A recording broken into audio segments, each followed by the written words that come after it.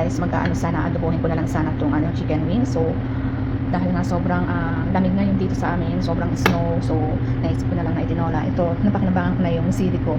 Kinuha ko na siya kasi hindi naman na siya talaga totally mamumunga ngayon kasi nga inabot na sila ng winter. So next summer na lang magta-try ulit ako magtanim ng mga sili at saka kamatis. So ayan, may papaya tayo, and then itong chicken wings, and then itong ang dahon ng aking sili.